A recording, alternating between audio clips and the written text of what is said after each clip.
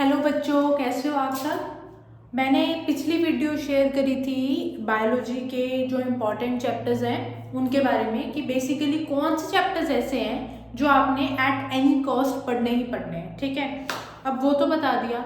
अब कुछ बच्चे ऐसे होंगे जो कहेंगे मैम चैप्टर्स तो ठीक है, अब चैप्टर में से भी हमें टॉपिक बता दो कि कौन सा टॉपिक हम अच्छे से पढ़ के जाएं ताकि हम अपना पेपर जो है वो ईजिली अटेम्प्ट कर सकें। अब इस वीडियो में मैं आपको चैप्टर के अकॉर्डिंग टॉपिक्स बताऊंगी कि कौन से चैप्टर के कौन से टॉपिक आपने अच्छे से पढ़ के जाने हैं। अगर आप सारा चैप्टर नहीं पढ़ सकते तो वीडियो एंड तक देखो और अपने जो है टॉपिक्स वो प्रिपेयर कर लो बोर्ड एग्जाम्स के लिए। ओके, हाँ जी बच्चों, अब हमने चैप्टर वाइज देखना है कि आपका कौन सा चैप्टर जो है वो कितना इम्पोर्टेंट है और उसमें क्या क्या टॉपिक आपने पढ़ के जाना है ताकि आपके पेपर में अच्छे मार्क्स आ सकें। ठीक है, पहला चैप्टर है आपका सेक्सुअल रिप्रोडक्शन। इस चैप्टर में आपने माइक्रो एंड मेगास्पोरोजेनेसिस अच्छे से पढ़ना है। इसमें आपका 4 नंबर का या 3 नंबर का क्वेश्चन में आपसे माइक्रोस्पोरोजेनेसिस पूछ सकते हैं कि क्या होता है, या जनरली मेगास्पोरोजेनेसिस आता है, मेगास्पोरेंजियम का आपसे स्ट्रक्चर पूछा जाता है, जिसमें आपने क्या करना है, डायग्राम बना के आपने अच्छे से उसको एक्सप्लेन करना है। ठीक है, उसके बाद आपका आएगा पॉलिनेशन। पॉलिनेशन में आपसे कुछ भी पूछ लेंगे कि जिनोगामी वगैरह इस सब के बारे में डिटेल देनी है। ठीक है, हाइड्रोफिली, ये जो जर्नल है आपको पता होनी चाहिए क्या होती है।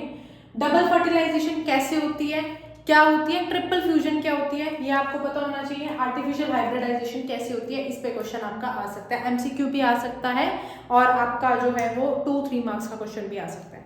फिर आते हैं सेकंड चैप्टर पे, ह्यूमन रिप्रोडक्शन। इसमें बच्चों सिर्फ 3 इंपॉर्टेंट टॉपिक है। एक तो है आपका मेंस्ट्रुअल साइकिल। मेंस्ट्रुअल साइकिल से ध्यान रहे बात, एमसीक्यू पूछे जा सकते हैं। ठीक है, एमसीक्यू में ये पूछ सकते हैं कि जो हार्मोन का जो साइकिल रहता है, जो डायग्राम बनाया हुआ बेसिकली एनसीईआरटी में दिया हुआ है, वो जो डायग्राम है, साइकिल है, टेबुलर फॉर्म में है, वो आपने अच्छे से पढ़ के जाना है कि कौन से डे में कौन सा हार्मोन किस लेवल पे पहुंच जाता है हमारा। ठीक है, मेल और फीमेल रिप्रोडक्टिव सिस्टम, इसमें से क्वेश्चंस 1 वर्ड भी पूछ सकते हैं कि किस जो ऑर्गन है उसका फंक्शन क्या है, इस सिस्टम में एक पर्टिकुलर जो ऑर्गन है उसका क्या फंक्शन है, आपसे ये भी पूछा जा सकता है। और आपसे ये भी पूछा जा सकता है कि इसको कंप्लीट सिस्टम को एक्सप्लेन करो। तो दोनों तरीके से आपने इसकी तैयारी करके जानी है। ठीक है, डायग्राम जरूर पढ़ना, डायग्राम पढ़ने मत भूलना इसके।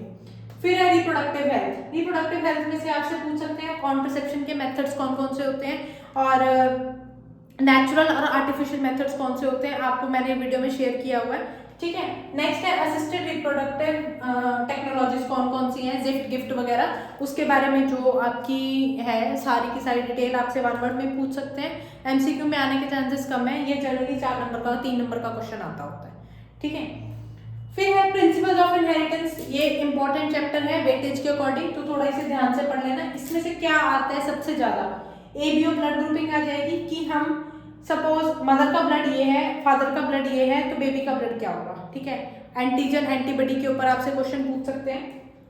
पेडिग्री एनालिसिस अच्छे से पढ़ के जानिए। क्रोमोसोम एंड मेंडेलियन डिसऑर्डर्स, इस नाम से नहीं आएगा कि मतलब नाम से भी आ सकता है कि क्रोमोसोम कोई भी 2 क्रोमोसोमल डिसऑर्डर्स डिस्कस करो, मतलब डिटेल बताओ उसकी।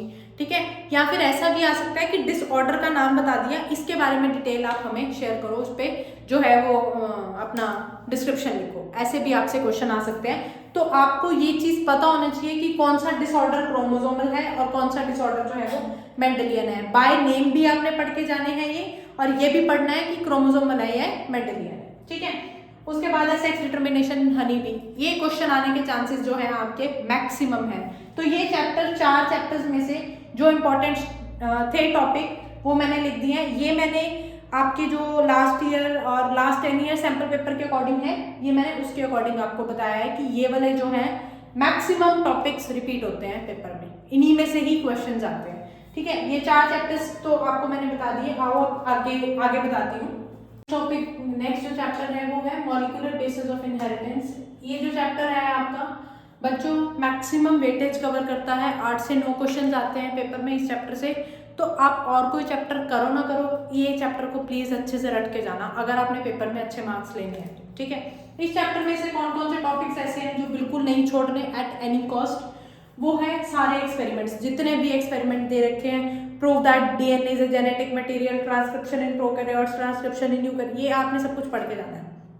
ठीक है, डीएनए रेप्लिकेशन पढ़नी है। ट्रांसक्रिप्शन इन प्रोकैरियोट्स ज़्यादा इंपॉर्टेंट है एज कम्पेयर टू यूकैरियोट्स। सारा प्रोसेस पढ़ना है, कुछ भी नहीं छोड़ना। ट्रांसलेशन भी पढ़नी है इसमें। लैक ऑपेरॉन के डायग्राम अच्छे से पढ़ के जाना। डीएनए फिंगरप्रिंटिंग में कहीं से भी उठा के वो क्वेश्चन दे सकते हैं आपको। Features of genetic code, genetic code उठाना, सारे के सारे उसके जितने फीचर्स है अच्छे से रख लेना उसको। उसके बाद है goals of HGP, human genome project क्यों शुरू हुआ था, क्या इसके गोल्स थे, वो अच्छे से पढ़ के जाना है। हिस्टोन ऑक्टामर्स जो है ये अच्छे से पढ़ लेना। उसके बाद एवोल्यूशन, इस चैप्टर में से क्वेश्चन आते तो हैं बट कम आते हैं, तो इसमें से आप ये 2 टॉपिक्स अगर पढ़ जाओगे तो वो इनफ रहेंगे आपके लिए। हार्डी-वेलनर प्रिंसिपल और आपका एडाप्टिव रेडिएशन, ठीक है। फिर है बायोलॉजी इन ह्यूमन वेलफेयर, ये चैप्टर आपका काफी इंपॉर्टेंट है और इसमें से आपके एमसीक्यूज भी आ सकते हैं और आपका 2-3 मार्क्स के क्वेश्चंस भी आ सकते हैं। लाइफ साइकिल ऑफ प्लाज्मोडियम मैंने आपको एक्सप्लेन किया हुआ है। एड्स मैंने समझाई हुई है। Cancer, effects of drug abuse, drug जो अब्यूज करते हैं उससे क्या इफेक्ट्स होते हैं, क्या इसकी प्रिवेंशन है और क्या इसका कंट्रोल है, ये टॉपिक्स इसमें से पढ़ लेना। नेक्स्ट है माइक्रोब्स इन ह्यूमन वेलफेयर, इसमें से सीवेज ट्रीटमेंट पढ़ जाना, प्राइमरी सेकेंडरी ट्रीटमेंट इसकी डिटेल पढ़ लेना, बस और जरूरत नहीं किसी चीज की। नेक्स्ट है बायोटेक्नोलॉजीज प्रिंसिपल्स एंड प्रोसेसेस। अब बायोटेक्नोलॉजी के इस वाले चैप्टर में से जेल इलेक्ट्रोफोरेसिस जरूर पढ़ के जाना और नेक्स्ट है आपका रिकॉम्बिनेंट डीएनए टेक्नोलॉजी, एक ये जरूर पढ़ के जाना, ठीक है। तो यहाँ तक आपको आई होप टॉपिक समझ में आ गए होंगे। अब आओ आगे देखते हैं कि क्या क्या इंपॉर्टेंट है। तो अब हमने देखना है कि इसमें से कौन कौन से आपके टॉपिक्स जो है वो इंपॉर्टेंट है। पहला है आपका बायोटेक्नोलॉजी एंड इट्स एप्लीकेशंस, इसमें से आपने बीटी कॉटन पढ़ के जानी है। बीटी कॉटन पे आपकी डिटेल आ सकती है, सीधा लॉन्ग क्वेश्चन भी आ सकता है इसमें।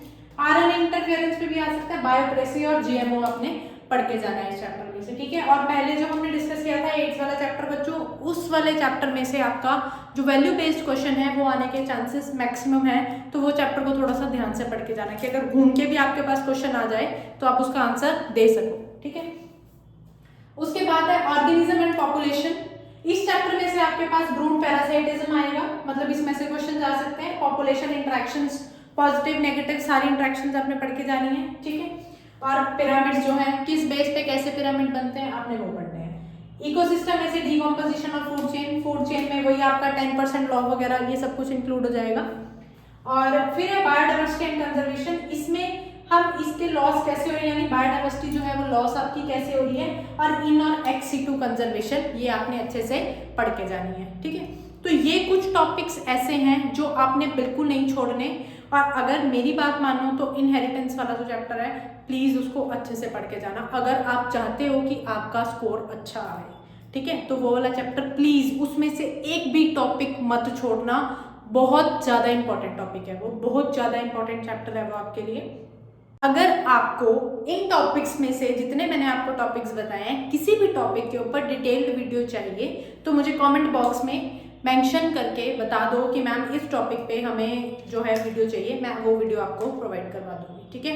होप आप ये सब टॉपिक्स जो है वो अच्छे से पढ़ के जाएंगे ताकि आपका बायोलॉजी में स्कोर जो है वो अच्छा है। Thank you for watching my video and subscribe our channel.